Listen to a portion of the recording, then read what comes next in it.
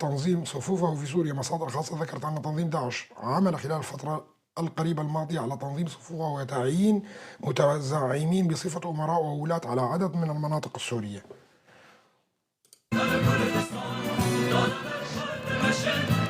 متابعين مش مفهم دكين اتصالوا هنا براي عزيز تشقاسي أفنا تشيببن وزيدببن وهرنا جها بقرن أو جهبو إيما وفهمكر شلو وقتهاتني ما وكتنا دير الزوري ده وكتنا رقايدة وكتنا فيالي ده ناو حموجي دوفرا كتب دستيمة نهاجي هرنا كودري أو جهبو إيما بس وديد كتنا جاكي ده سيطرة صار جاكي كرن إعلانا خوكرن الويدري أو جهبو إيما وأمريكي دنيا حمو آنين انها جبو شر.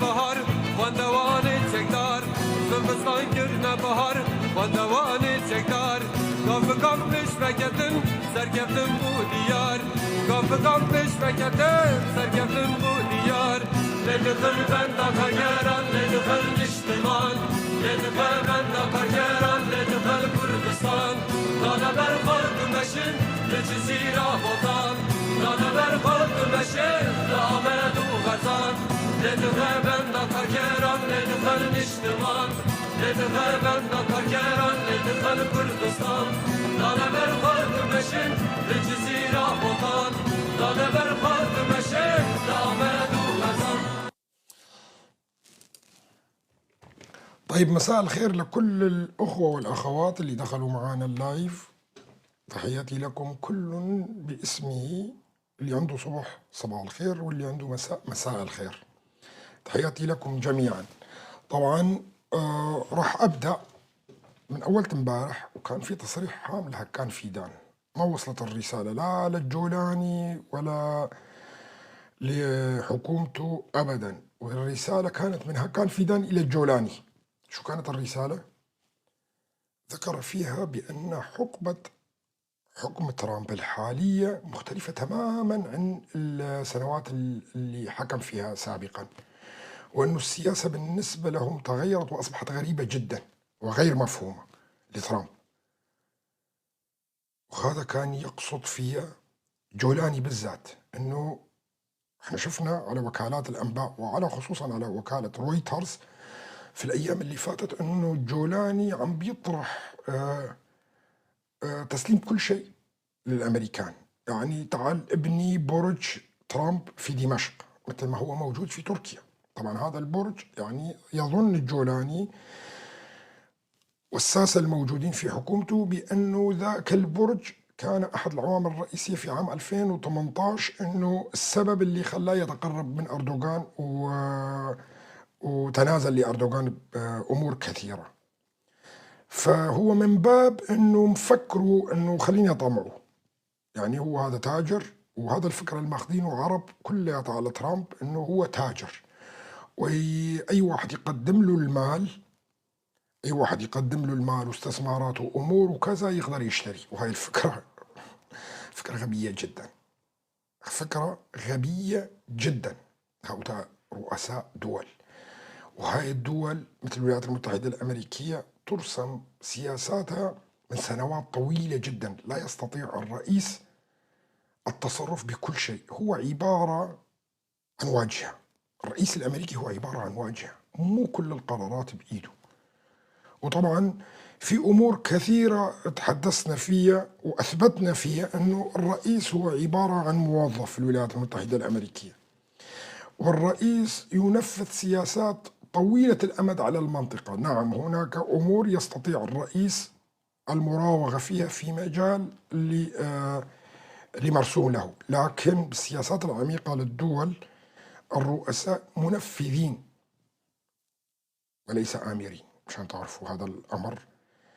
فشفنا أنه العروض اللي بيقدمها سيد أحمد الشرع للولايات المتحدة الأمريكية أنه تعالوا استثمروا بالنفط والغاز، تعالوا خذ برج، اعمل برج ترامب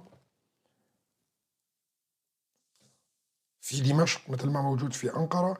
أنا مستعد للتنازل وإقامة علاقات مع إسرائيل. اللي بيقدمه أحمد الشرع الآن للولايات المتحدة الأمريكية ولإسرائيل ما قدموا المجرم حافظ الأسد. وأنا متقصد كلمة مجرم مشان ما في أغبياء بيظنوا أنه أنا مثلا بأيد النظام السابق. أنا من أوائل الثوار اللي كانوا موجودين في سوريا ورسمت سياسة الثورة بالأساس سوريا، بس في كتير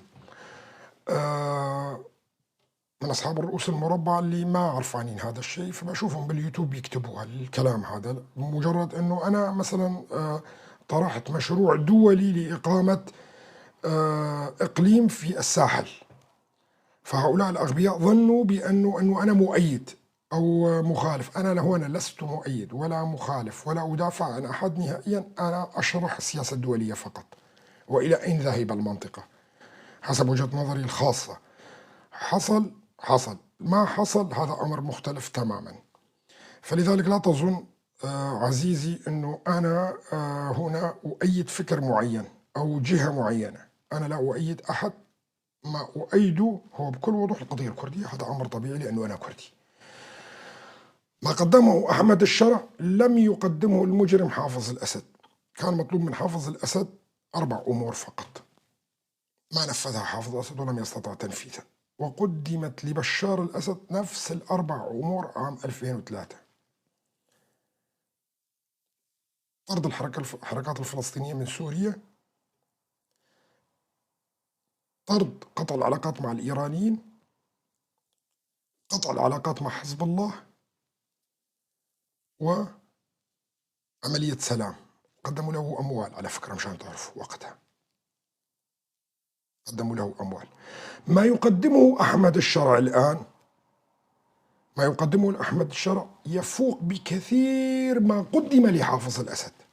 شوف الفرق هنا، مو هم اللي قدموا لأحمد الشرع مشان تفهم، ما يقدمه أحمد الشرع. والمجرم حافظ الأسد لم يقدم شيء، ما قدم شيء نهائيا، وما نفذ ولا واحدة من الطلبات اللي طلبوا منها بوقتها. شوف، هذا كانوا ما يطلبون من المجرم حافظ الأسد، هذا كانوا هم يطلبون من مجرم حافظ الأسد. الآن يعرض عليهم أحمد الشرع أكثر بكثير، يعرض عليهم الجولان والجنوب السوري، ويعرض عليهم بناء برج في دمشق، ويعرض عليهم كل الثروات المعدنية والباطنية الموجودة في سوريا. يظن نفسه أحمد الشرع أنه زيلينسكي أوكرانيا، وأنه سوريا فيها ثروات معدنية وكذا، راح تغري ترامب وراح تنزل شهيته مباشرة وراح يقبل، ومباشرة راح يشرع أحمد الشرع في الحكم. وهذا غباء سياسي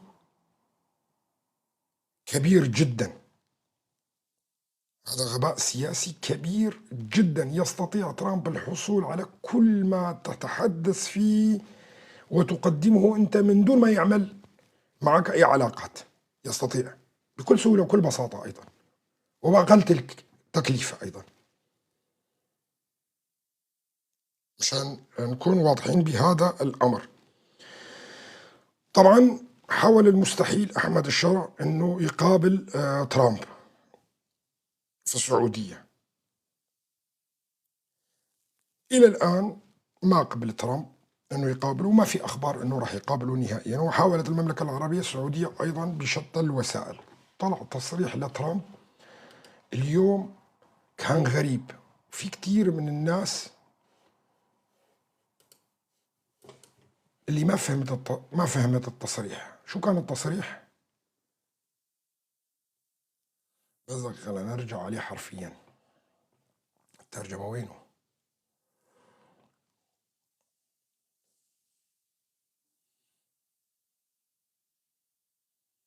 وبدي اطلعه باللغة الإنجليزية، مو بالهاي، لحتى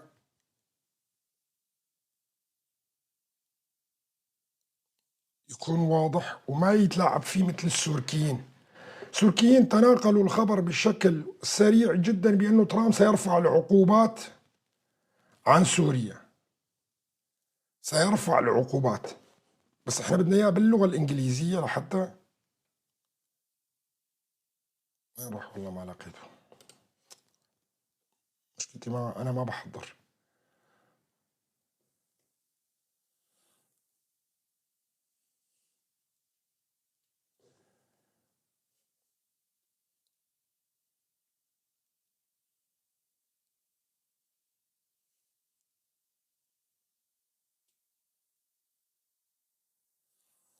12 مايو 2025 صرح الرئيس الأمريكي دونالد ترامب بأنه يفكر في تخفيف العقوبات المفروضة على سوريا. يفكر بتخفيف، ومو بده يزيل العقوبات، يفكر في تخفيف العقوبات على سوريا، وذلك استجابة لطلب من الرئيس التركي رجب طيب أردوغان. وأشار ترامب إلى أن تخفيف العقوبات قد يمنح سوريا بداية جديدة بعد 14 عاما من الحرب.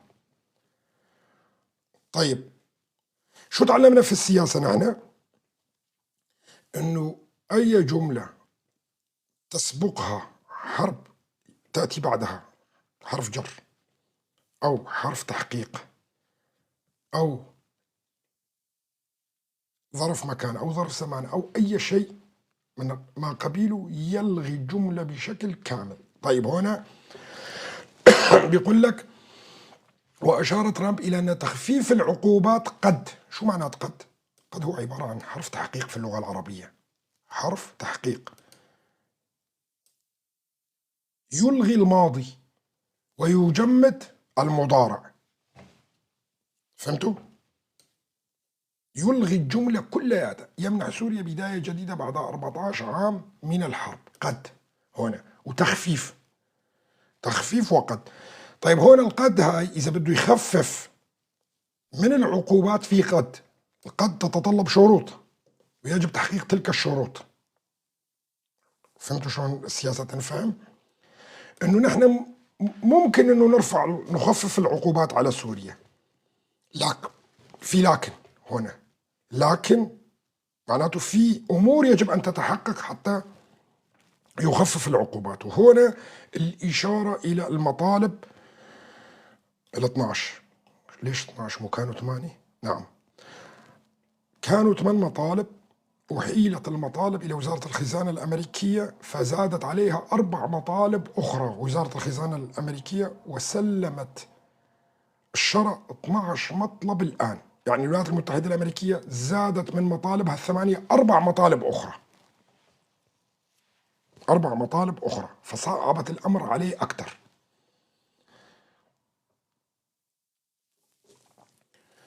وتأتي هذه الخطوة في ظل صعوبات تواجه سوريا في تلبية الشروط الأمريكية لرفع العقوبات، مما أعاق بشكل كبير جهود التعافي الاقتصادي في البلاد. العقوبات الحالية تعزل سوريا عن النظام المالي العالمي، مما يجعل جهود إعادة الإعمار صعبة للغاية. وقال أنه تلقى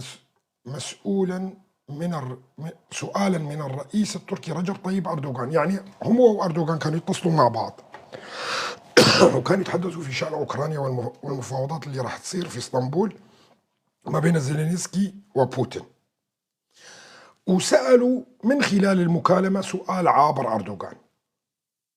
يعني ما كان محور الحديث، شوفوا شلون بتفهم السياسة، ما كان محور حديث أردوغان وترامب بالأساس سوريا نهائيا. طرح عليه سؤال أثناء الحديث، شو بيفهم؟ يعطيك دلالة هون سياسية بالموضوع، بأنه الحديث ما كان على سوريا نهائيا، هو كان حديث عن موضوع آخر هام للغاية عم بيتحدث، وانتهز الفرصة أردوغان وسأله سؤال. وتأتي تشوف هنا، وقال أنه تلقى سؤال من الرئيس التركي رجب طيب أردوغان بشأن العقوبات على سوريا. هل هنا الرئيس أردوغان التقى مع الرئيس ترامب؟ لا، ما في بيناتهم غير تليفون واحد هو اللي حصل من كم يوم، وأعلنت الرئاسة التركية عنه وقتها. قال ترامب سألني كثيرون عن هذا الأمر، غير حتى أردوغان اللي سألوني. الآن الطريقة التي نفرض بها عقوبات عليهم لا تمنحهم أي فرصة حقيقية، يعني ما في أي فرصة بالنسبة لهم من العقوبات اللي نحن فارضينها عليها. لذلك نريد أن نرى كيف يمكننا. وهنا دخل فيها شو؟ دخل فيها شو؟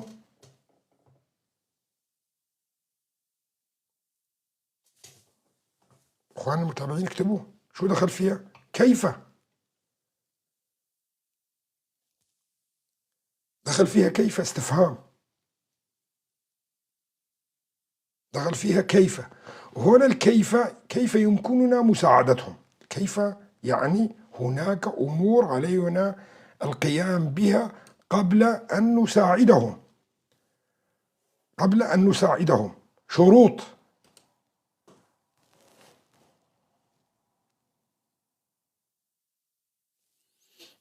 فهمتوا الموضوع اخواننا السوركيين اللي ناشرين ومتخابصين الدنيا كلها؟ ترامب سوف يرفع العقوبات على احمد الشرف. صدعتوا الدنيا كلها بالمنصات وبالحوارات والمحامي فلان مستضيف لي 10 محامين اغبياء مثله وعم بيتناقشوا. ترامب بده يرفع العقوبات عن سوريا. ما بيفهموا، ما بيفهموا، ما بيفهموا، صدقوني ما بيفهموا نهائيا.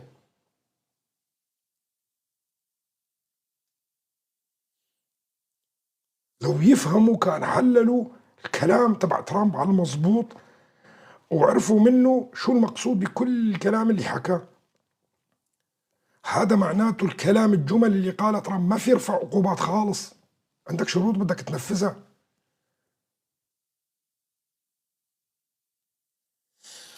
طيب اليوم كان في، وهذا هام للغاية أيضا، الجالية العلوية اللي موجودة في نيويورك مع الجالية المسيحية والجالية الكردية أيضا، كان عندهم كونفرانس في الكونغرس الأمريكي.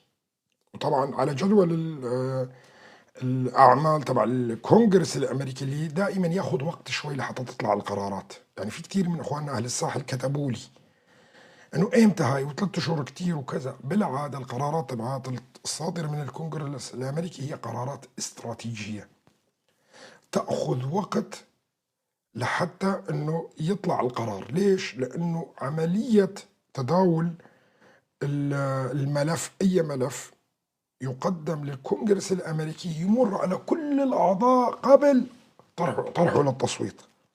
هاي الاليه فياخذ وقت. كل واحد من الكونغرس بده يدرسه، بده يدخن سيجاره ويشرب قهوه. يعني سخريه باخذ الموضوع انه بده يدرس الموضوع وبده يستشير وبده يعمل وبده كذا، وبعدين هو يعدل عليه او ما يعدل عليه، وبعدين يرجعه او ما يرجعه، بعدين يوافق عليه او ما يوافق عليه. فهو يعمل اجتماع مع نفسه كتير، هذا السيناتور اللي موجود في الكونغرس الامريكي. هي الآلية اللي بتمشي فيها.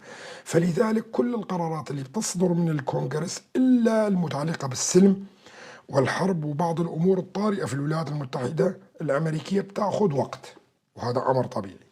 اليوم كان في اجتماع أو كونفرنس خلينا نسميه، وطالبت الجالية العلوية اللي موجودة في الولايات المتحدة الأمريكية من الكونغرس الأمريكي وكمان الكردية والمسيحية اللي موجودة بتقسيم سوريا إلى كونفدراليات أو فيدراليات.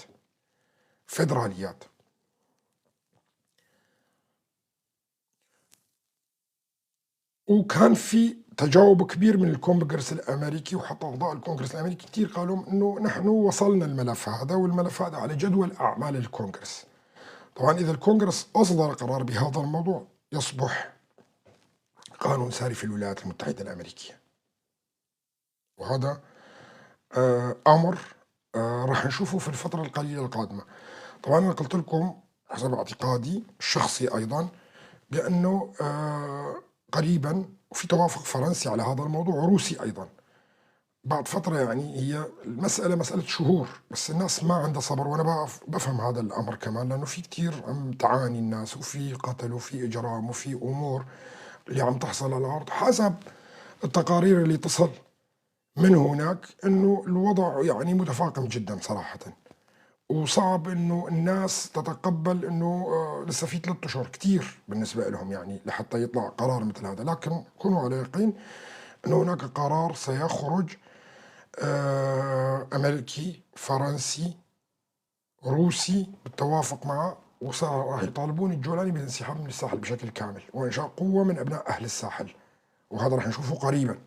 هذا راح نشوفه قريبا، لكن قريبا هذا ممكن يكون عدة شهور، وعالم السياسة شهور هو ليس وقت طويل جدا. أما بالنسبة للشعوب هو وقت طويل.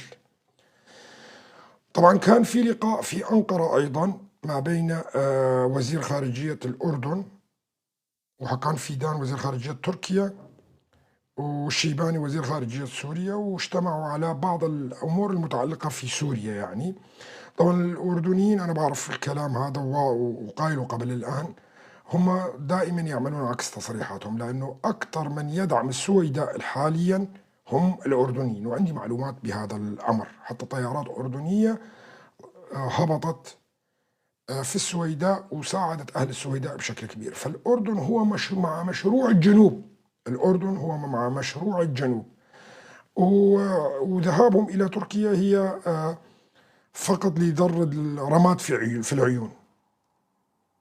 وزير الخارجية، طيب ما في مشكلة، تتأكد من الموضوع إن شاء الله وضعك يصير منيح،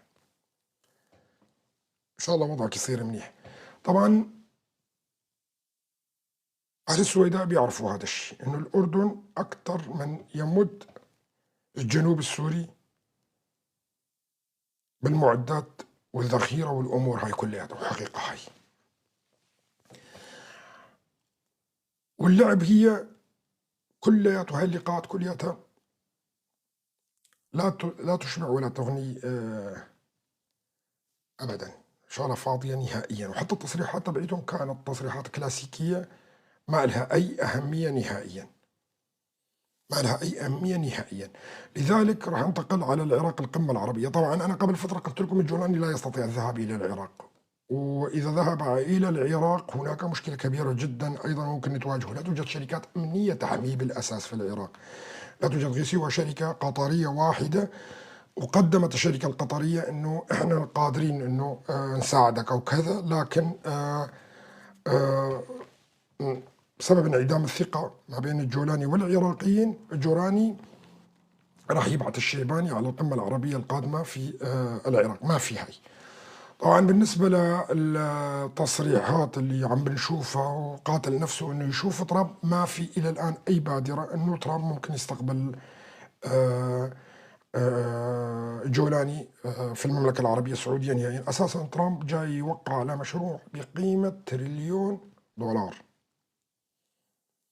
تتذكروا الزيارة اللي قام فيها ترامب أول ما استلم الحكم؟ ولوين كانت أول زيارة له لما استلم الحكم بالفترة القديمة؟ زار السعودية. ايش قد أخذ معاه مصاري وقتها بصفقات وكذا وهاي؟ 500 مليار تتذكروا هذا؟ 450 مليار يعني 500 مليار. وجاب بنته إيفانكا ورقص قدامها بالسيف ما بعرف مين. الآن أيضا بأول زيارة يقوم بها ترامب هي المملكة العربية السعودية، وسيوقع اتفاقيات ما بينه وما بين البحرين بقيمة 1 تريليون دولار، يعني 1000 مليار دولار. بده يقابل الجولاني، عنده وقت يقابل الجولاني. أنا نصحت الجولاني بشيء واحد، إنه يبيع الساعة الرولكس اللي بإيده 80 ألف دولار ويشتري هدية لأرض ترامب، بلكي يقابله. يعني الساعة اللي بإيده تبعيت ترامب ما بتكفي حق المشاريب ما بتكفي حق المشاريب. يعني إذا بده يروح يقابله ساعة الرولكس لازم يبيع ب80 ألف دولار حق اللابسة الجولاني، ونص الشعب السوري بالمخيمات عم يموت من الجوع. فالساعة يبيعها ويروح يحاسب على المشاريب اللي راح يقعد مع ترامب وغيره. على كل، مثل ما قلنا لكم كل العروض اللي قدمها على جولاني هي عروض يعني بصراحة ما يعني تعطيك انطباع إلا أنه هذه الحكومة ما يحكمها إلا شلة من الأغبياء، ومفكرين أنه ترامب تاجر وأنه يستطيعون شراؤه تعال خذ النفط، تعال خذ كذا، تعال خذ الشام، خذ الجولان، الجنوب لإسرائيل هدية، نوقع اتفاقية سلام، نعمل كل شيء. ما أنت مانك شرعي بالأساس. يعني إسرائيل كيف ستوقع اتفاقية سلام مع رئيس بالأساس هو انتقالي؟ ما راح أقول مو شرعي وكذا وغيره وغيره، بس أنت رئيس انتقالي، ما لك رئيس لحتى أنه يتوقع معك أي اتفاقية. حتى قانونيا لا يجوز هذا الأمر. فهو شو بده يصير؟ بده يصير محل حافظ الأسد. يعني نفس طريقة كيف اللي رؤساء العرب يستلموا الحكم في الدول العربية، إذا ما تكون رضيان عنهم أمريكا والغرب ويحطوه هم، ما راح يصير رئيس. فهو قدم كل أوراق الاعتماد تبعيته. طبعا اليوم شفنا تصريحات حتى من بعض الأعضاء بالإدارة الأمريكية، تصريحات يعني نارية جدا آه،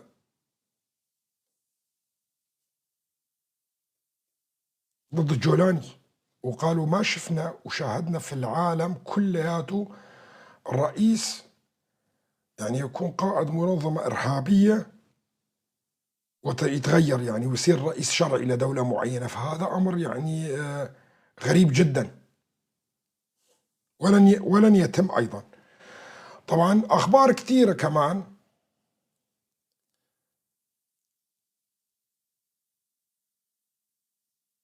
اليوم الشيباني قال من تركيا بأنه سيتم تسريع تطبيق الاتفاقات اللي حصلت مع قسد، وهذا يعني معناته في انسحابات راح تتم من جريسبي وسريكانية وغيرها، لأنه وعفرين طبعا، لأنه أساس جوهر الاتفاق هو بعد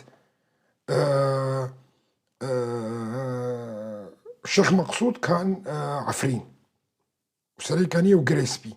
فاحنا راح نشوف تسريع بهاي العمليات اللي جايه، لانه الوقت كمان يداهمه. عنده هو 90 يوم بالنسبه للامريكان، وعنده 120 يوم من الفرنسيين او 6 اشهر من الفرنسيين، وهذا وقت ضيق جدا. وهو عم بيتنازل بكل مكان. راح يجي لهلا ويبدا بتسريع الاتفاقات اللي ما بينه وما بين قسد بشكل سريع جدا، وما عنده خيارات نهائيا. وحتى الاتراك نصحوه انه يسرع بالاتفاقات مع قسد لحتى يتخلص من مشكلة العقوبات اللي موجودة، انه الشروط كلها لازم تنفذ. لا اعتقد انه يستطيع الاسراع بهاي العملية حتى. Haberlere de yansıdığı gibi PKK'nın almış olduğu karar bence tarihi ve önemli bir karar. Özellikle kalıcı barış ve istikrarın bölgemizde hakim olması açısından ben bu kararı oldukça önemli görüyorum. Tabii bu kararın alınmasından sonra atılacak pratik adımlar var. طبعا راح اقول لكم الترجمه مشان الوقت. وزير الخارجيه تركيا كان في مؤتمر صحفي مشترك مع نظيره السوري والاردني في انقره. تنفيذ قرار حل تنظيم PKK الارهابي نفسه وترك سلاحه بصدق سيكون مفيدا لمستقبل الجميع. اكبر فائده اللي راح تكون واحد مثلك كان وزير خارجيه الاتراك راح يصير وزير خارجيه كردي ومحسوب على الاحزاب الكرديه. احتلال تنظيم YPG الإرهابي ثلث أراضي سوريا يشكل تهديدا لها. قريبا انتهى هذا الموضوع كمان. ثمة خطوات عملية يجب اتخاذها بعد قرار حل PKK نفسه وسنتابعها عن كثب.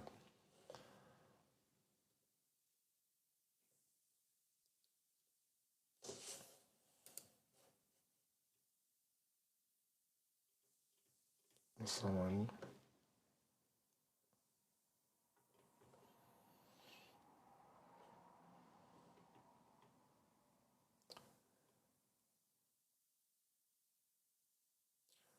هاي تصريحات الشيباني كمان. وزير الخارجية والمغتربين أسعد الشيباني. طبعا هو عنده وزارتين، وزارة الخارجية ووزارة المغتربين. نجدد دعمنا لتعزيز التنسيق مع أنقرة وعمان لمحاربة التنظيمات الإرهابية. عمان؟ إيه. هلا نشوف. الغارات الجوية على الأراضي السورية ليست دفاعا عن النفس بس لزعزعة الاستقرار في سوريا. هذا شو بيعطيك انطباع؟ فشل المفاوضات ما بين الجولاني، واللي حكيت لكم اياه من يومين ثلاثة لما قلت لكم وزير الدفاع السوري في إسرائيل بمفاوضات، وأنا قلت لكم ما صدر من أي وكالة أنباء فشلها إلا أنا قلت لكم فشل، صح ولا لا؟ الآن هذا الكلام شو بيعطيك؟ بيعطيك انطباع فشل المفاوضات، وأن الكلام هذا كان صحيح.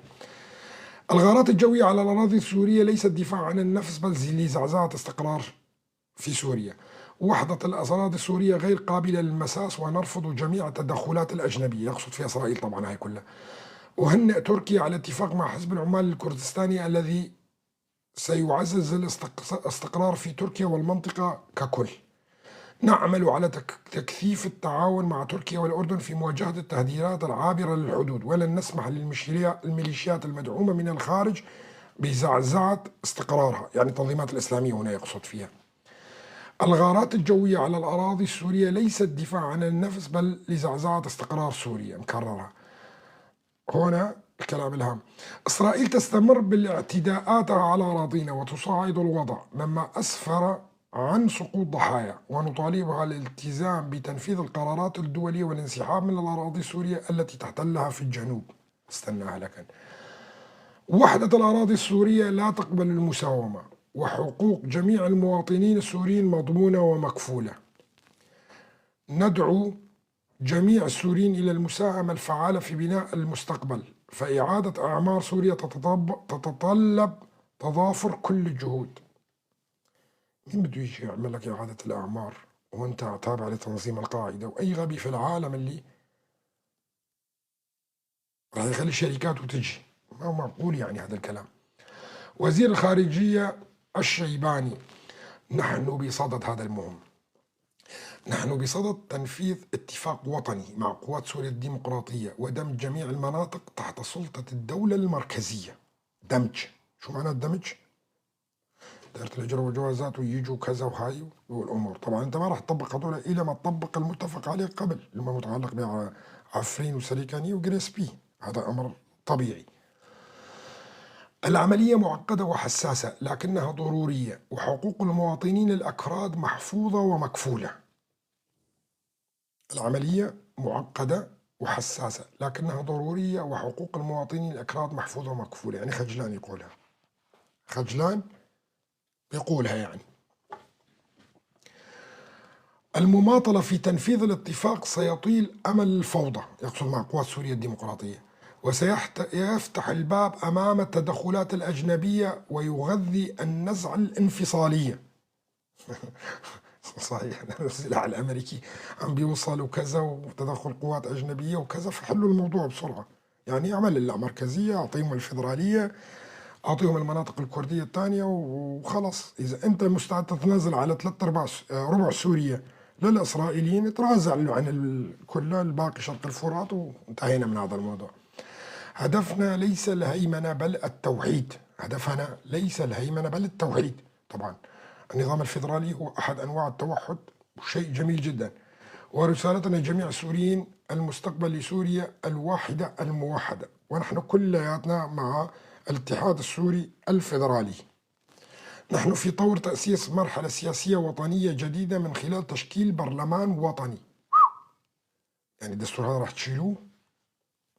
شفت الضغوط اللي عليه، وهي هلا يرجع من تركيا بده يحقق هاي المطالب كلها. لو ترك قالوا له من دون ما تطبقوا شو المطلوب منكم، نحن اسفين، حاولنا كثير انه نرفع عليكم العقوبات ونقنع العالم بانه يترفع العقوبات عنكم، لكن للاسف الشديد ما نقدر نسوي لكم شيء.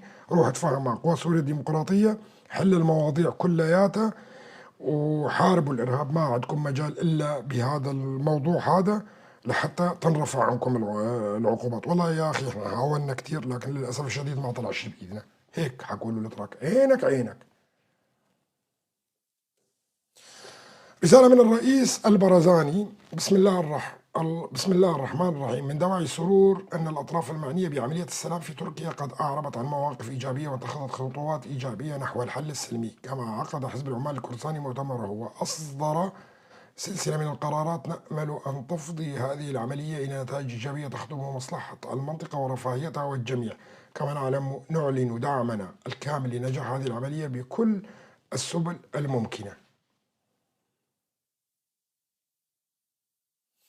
تواصل الولايات المتحدة الأمريكية مراقبة تصرفات السلطة المؤقتة وتحدد خطواتها بناء على نمط السلوك المتبع، ويجب على القيادة الأساسية أن تتجاوز ماضيها. أي الولايات المتحدة الأمريكية عم تقول لأحمد الشرع أنه لازم تتجاوزوا ماضيكم. نأمل من أجل مستقبل سوريا أن تؤكد السلطات المؤقتة مجددا على أمل السوريين في رؤية بلد هادئ ومستقر ليتمكن السوريين أخيرا من العيش بسلام مع أنفسهم وجيرانهم. القائم بأعمال المندوب الأمريكي لدى الأمم المتحدة في نيويورك السفيرة دوزي شيا. السفيرة دوزي شيا بس.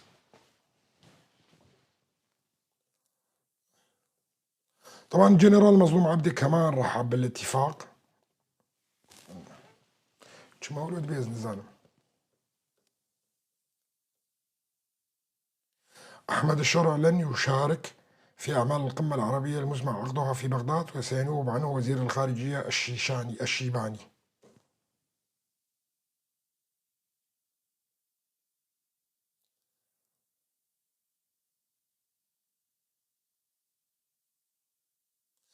وزارة الخارجية العراقية أيضا ترحب بالاتفاق اللي حصل، وأعلن حزب العمال الكردستاني حل نفسه.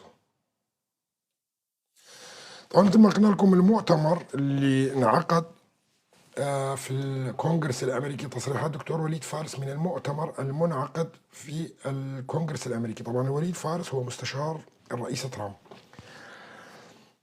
ليس لدينا أقلية في الساحل، بل لدينا مجتمع إثني له هوية خاصة. كان يجب إغلاق الساحل على الأقل في وجه التدخلات الخارجية، يقصد فيها المقاتلين الأجانب. ما تم ليس مواجهة تنظيمات جهادية مع النظام، بل حصل هو انقلاب كوب اسمه. هناك هدف تركي أيديولوجي ينفذ عبر التنظيمات الجهادية لتغيير الديمغرافية في مناطق العلويين. يقول الدكتور وليد فارس هناك هدف إيديولوجي تركي ينفذ عبر التنظيمات الجهادية لتغيير الديمغرافي في المناطق العلويين. وفعلا انه الحمزات والقمزات والعمشات هذول تبعية الأتراك هن اللي دخلوا على الساحل وعملوا كل الجرائم اللي حصلت. هذه التنظيمات لا تقتل فلول الأسد، بل تستهدف العلويين كطائفة. يقول الدكتور وليد فارس هذه التنظيمات لا تقتل فلول الأسد، بل تستهدف العلويين كطائفة. هناك شيء مهم في المياه السورية بعد الساحل، وهو الهدف الثاني للمشروع الجهادي، الغاز. هناك شيء مهم في المياه السورية بعد الساحل، يعني بعد السواحل في شيء مهم، وهو الهدف الثاني للمشروع الجهادي. المشروع الجهادي للفصائل الجهادية اللي تركيا بعدتهم لتغيير الديمغرافي، وهو الغاز طبعا. الحديث اليومي في الساحل يعكس رفضا للعيش مع الجهاديين وليس مع بقية مكونات المجتمع السوري. المقصود العلوي يستطيع العيش مع السني، لكنه لا يستطيع العيش مع الجهادي. طبعا هنا احنا اساسا نفرق بيناتهم. نحن في سباق ريسي بين ما يمكننا فعله بالتعاون مع المجتمع الدولي وبين ما تستطيع التنظيمات الجهادية فعله من تطهير في وادي النصارى ومناطق العلويين. الأولوية الآن يجب إيقاف الجهاديين قبل الحديث عن الفيدرالية أو أي حلول سياسية أخرى. يعني نحارب الجهاديين وبعدين نجي نتحدث بالفيدرالية والحلول الثانية. الأولوية الآن يجب إيقاف الجهاديين قبل الحديث عن الفيدرالية أو أي حلول سياسية أخرى. النداء أوقفوهم أولا، انقذوا الأرواح عبر تواصلكم مع الكونغرس والجهات الدولية، يعني لحقوا العالم قبل فوات الأوان.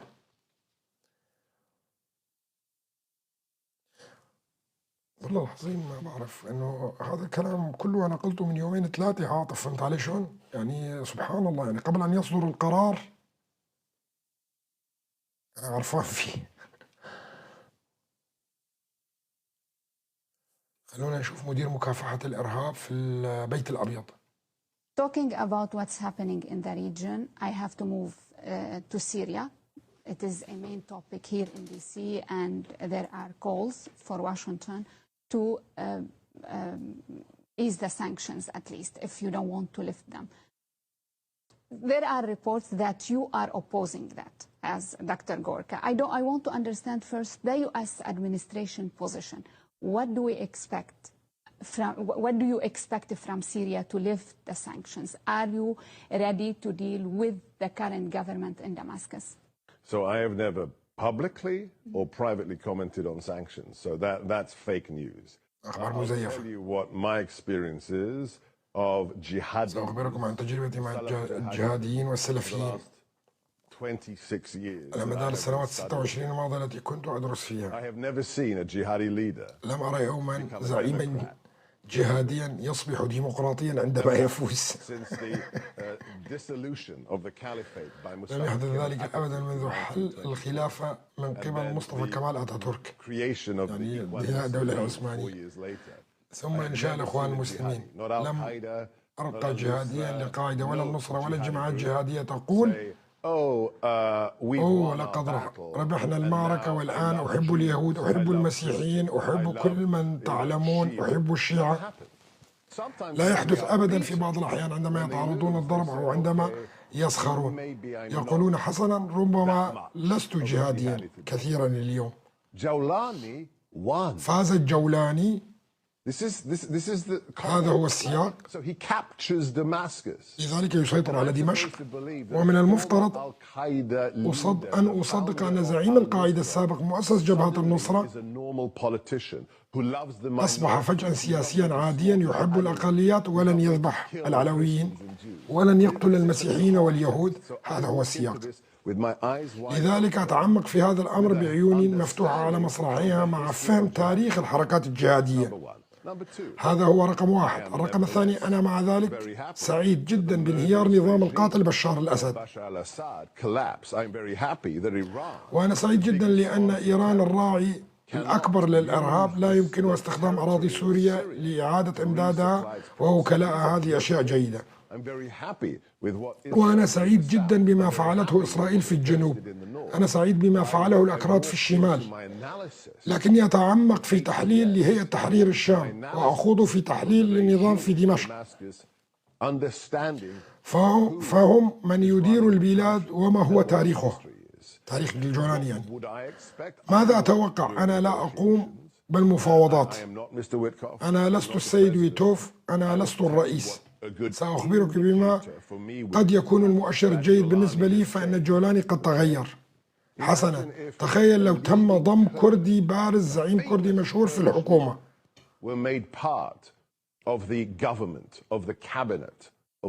من مجلس الوزراء للجولاني. تخيل لو تم تعيين درزي بارز وزيرا للتعليم أو وزيرا للثقافة. إذا كان لديك انعكاس للمجتمعات السورية المختلفة في الحكومة في دمشق، في الوظائف الحقيقية، وليس نوعا أتحدث عن الوظائف الحقيقية، سأقول حينها حسنا ربما تغير الجولاني، لكني لم أرى ذلك. أرى المقاتلين الأجانب من خارج سوريا يحصلون على مناصب رفيعة جدا في الحكومة السورية ويتم منحهم جوازات سفر سورية. هذا يجعلني أفكر، هل لا يزال جهاديا؟ أنا لا أعرف، لكنني أعرف نريد تحقيق الاستقرار في سوريا. الآن الطريقة التي تسير بها سوريا يمكن أن تكون الطريقة التي يسير بها الشرق الأوسط. الشرق الأوسط مليء بالمجتمعات الدينية المختلفة والمجتمعات العرقية المختلفة، والآن هو الاختبار لمعرفة ما إذا كان هذا القائد قادرا على جلب تلك المجتمعات وسنرى. لا أحد يعرف. هذه أخبار، لذلك أفهم أن الكثير في هذه الإدارة يقولون أنه يخضع للاختبار وأنت تضع شروط، لأن الأمر تختلف. لذلك قد تتعامل مع الحكومة في دمشق المذيعة. هذا ما تقوله استنادا إلى نتيجة، استنادا إلى ما تشاهده أو تتوقعه. هذا قرار للرئيس وللوزير روبيو الذي يشغل الآن أيضا منصب مستشار الأمن القومي بالإنابة. إذا رأينا إمكانية تحقيق الاستقرار والسلام فنحن مهتمون بالطبع، لكن واقعيون ونخوض الأمور بأعيننا مفتوحة على مصراعيها. All I'm saying is هذا كل ما أقوله بصفة المدير الأول لمكافحة الإرهاب. أنظر إلى هوية هؤلاء وما فعلوه في الماضي، of the Alawite وأنا أنظر إلى مذبحة العلويين قبل 6 أسابيع، أنظر إلى الهجمات على الدروز في نهاية الأسبوع الماضي في سوريا، وأفكر حسنا إلى أي مدى تغير أو لم يتغير.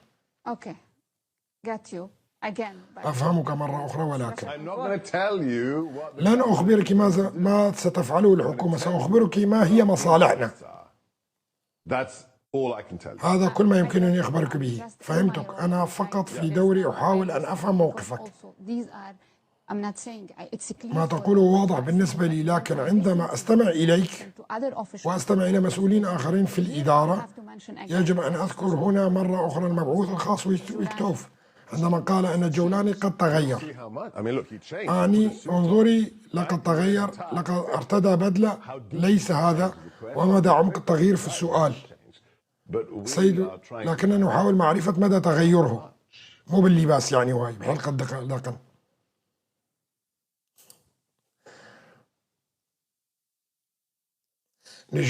رويترز: نظام الشرع يطالب رسمية التطبيع مع الكيان الصهيوني ويمنح أمريكا ميزات جديدة. كشفت وكالة رويترز أن النظام السوري الجديد بقيادة أحمد الشرع الجولاني أكد استعداده للتطبيع مع الكيان الصهيوني وتقديم خدماته للولايات المتحدة الأمريكية. وقالت الوكالة في تقرير: الجولاني عرض على ترامب منح الولايات المتحدة الأمريكية الحق للوصول إلى النفط والغاز السوري وتطبيع مع العدو الإسرائيلي مقابل إلغاء العقوبات. وأشارت إلى أن سلطات الجولاني تسعى لإغراء الرئيس الأمريكي ترامب بمبادرات من بينها بناء برج ترامب في دمشق. ويأتي ذلك في ظل تقديم السلطات الجديدة في سوريا الكثير من الإشارات لتطبيع العلاقات مع إسرائيل، أهمها الامتناع عن مواجهة العدوان والتوغل الإسرائيلي في الأراضي السورية. أهبل. على كل،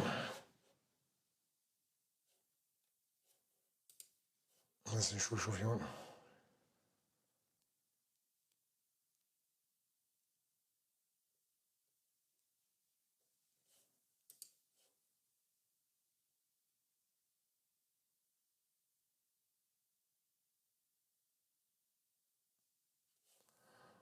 في جدل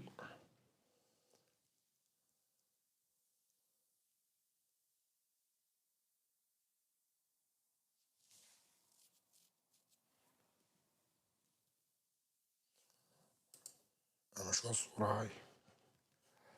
على كل،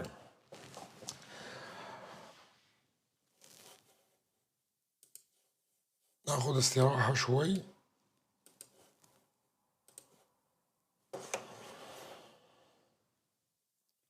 اليوم مواضيع كثيرة، بس رح نأجل قسم منها لبكرة.